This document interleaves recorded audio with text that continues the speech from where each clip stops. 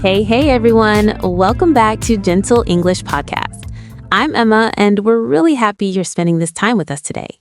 Grab a coffee, relax, and let's enjoy some English together. Hi, everyone. I'm Mike, and yes, I'm smiling already. It feels really good to be back and talking to you again. Thank you for pressing play and being here with us. So, Mike, how are you today? Last time was our very first episode, which was kind of special. How does it feel now? Honestly, I feel more relaxed, still excited, but less nervous than before. It feels like we're slowly finding our rhythm. I feel the same way. And before we go on, quick friendly reminder. Don't forget to like this episode and subscribe to the channel. It helps us grow and it helps you stay connected with new episodes. Yes, and please leave a comment too. Tell us where you're listening from or how English fits into your life. We really enjoy reading your comments and answering them. All right, so Mike, let's get into today's topic. Today we're talking about something very important. Don't waste your time. It sounds serious, but we'll keep it real and simple. Oh yes, this topic hits close to home for me. Time is something we all think we have a lot of until we don't. And English learning is a big part of that story for me. Exactly. Many people feel busy every day but still feel stuck. So let me ask you, Mike, what does don't waste your time mean to you personally? For me, it means not giving up too early. I'm German, and learning English was not easy for me at all. There was a time when I completely stopped learning it. That's something many learners can relate to. Can you tell us what made it so difficult back then? Sure, when I was younger, I thought English should be fast and easy. I believed I could reach a near native level in 1 year. When that didn't happen, I felt frustrated and quit. That's such an honest story, Mike. A lot of people set very high expectations and then feel disappointed. And disappointment often leads to giving up. Exactly. Later, when I moved to the United States, it became even harder. Suddenly, English was everywhere, at work, in conversations, in daily life. I felt uncomfortable and sometimes embarrassed. That must have been stressful. Living in a new country with a new language is not easy at all. How did that experience change your mindset? It made me realize something important. I regretted not continuing English earlier, but I also understood that it wasn't too late. So I decided to start again, slowly and more realistically. That's such an important message, Mike. Regret can teach us, but it shouldn't stop us. And learning slowly is still learning. Yes, and now I'm learning English again, together with our listeners. I'm not a perfect example, and that's okay. We're all improving step by step. And that's exactly why your story matters, Mike. People don't need perfection. They need honesty. Real progress comes from patience, not pressure. I wish someone had told me that earlier. Language learning is not a race. It's more like a long walk, and that's totally fine. Beautifully said. And this is where our topic really connects. Don't waste your time by rushing or quitting. Use your time wisely, gently, and consistently. Yes, even 10 minutes a day can change a lot. The problem is not time, it's unrealistic expectations, and I learned that the hard way. But the good news is you're here now, and our listeners are here too. That already means they're using their time in a good way. Exactly. If you're listening right now, you're already doing something right. You didn't give up, and that matters more than you think. So, Mike, let's slow down and really look at this phrase. What does don't waste your time actually mean in simple English? Because people hear it a lot, but it's often misunderstood. Yes, I hear it all the time. Sometimes it sounds like pressure, like do more, faster, but I'm not sure that's the real meaning. Exactly. Don't waste your time doesn't mean be busy all day.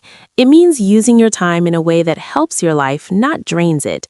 There is a big difference between being busy and using time well. That's interesting, because I know many people who are busy from morning to night, but at the end of the day, they feel tired and unhappy.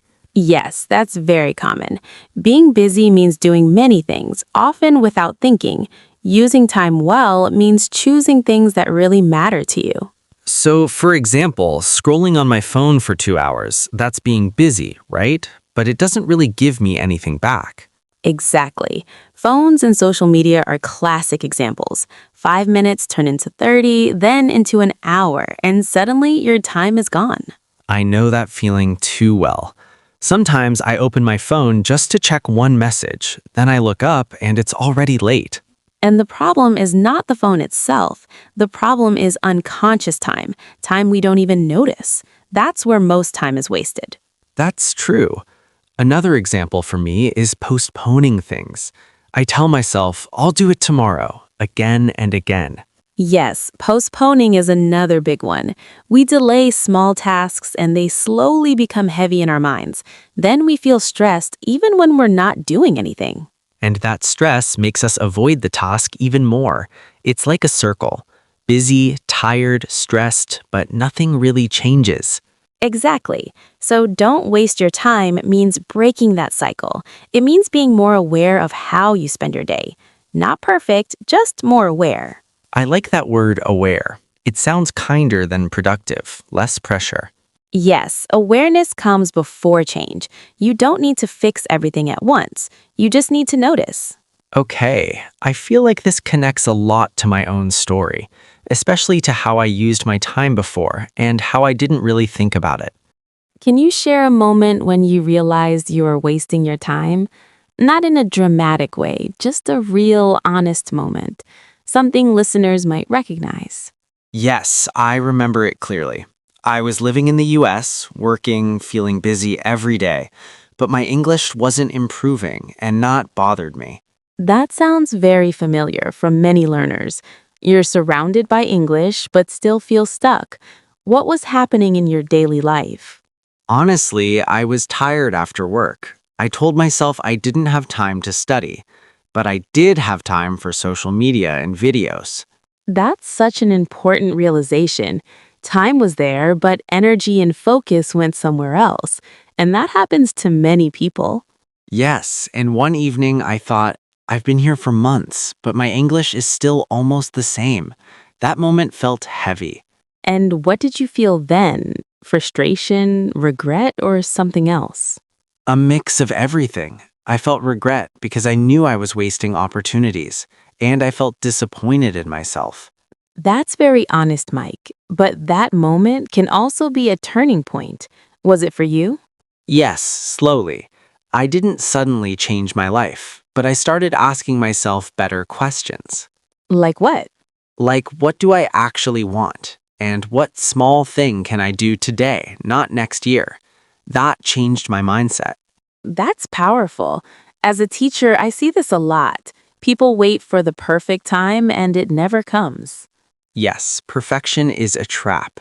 I used to think if I can't do it perfectly, I won't do it at all. That wasted a lot of my time. I hear that from students all the time. They wait until they feel ready, but readiness comes after starting, not before. Exactly. When I accepted that my English would be imperfect, I felt lighter, and I started using it more. For me, as a teacher, I've seen many students improve with very little time, not because they study hard, but because they study consistently. That's a big difference. Consistency really is everything. I didn't need 2 hours a day. I needed honesty with myself. That's such an important point. Time wasted is often not about laziness, it's about unrealistic expectations. Yes, and once I stopped expecting fast results, things improved. Slowly but surely, and not felt much better. Okay, this is a good moment to shift into something practical because stories are great, but people also want tools. Let's talk about small changes now. So let's make this very simple. How can someone stop wasting time in daily life? Not big plans, just small habits. For me, the first change was setting limits. For example, less phone time before bed. That alone gave me more mental space. That's a great one. Another simple habit is choosing one small priority per day, not 10, just one. Yes, and when it comes to English, even 10 or 15 minutes help. Listening, reading, or writing a few sentences. It's better than waiting for a free hour. Exactly. English grows through contact, not pressure. Short, regular contact works best. That's why podcasts are so useful. I often listened while walking or cooking. No extra time needed, just better use of existing time.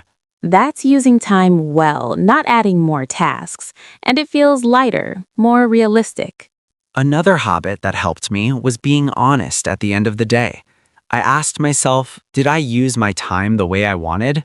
No judgment, just reflection. Reflection is powerful. It turns experience into learning, and learning into change.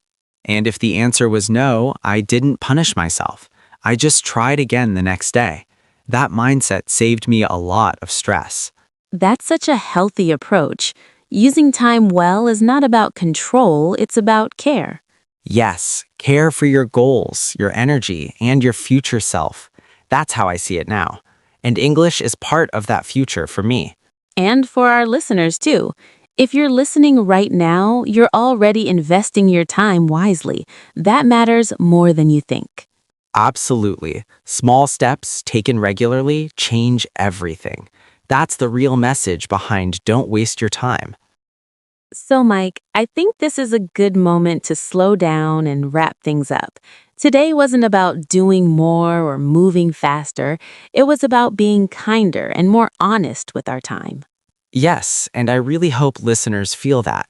You don't need to change your whole life today. One small step is already enough.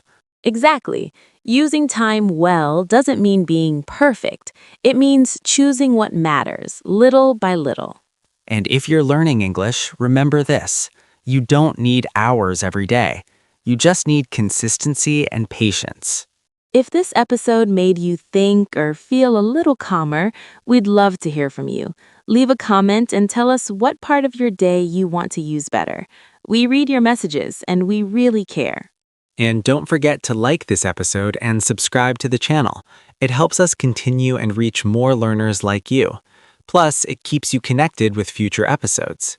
Thank you for spending your time with us today. Time is precious, and we're grateful you chose to share it here. That already means a lot.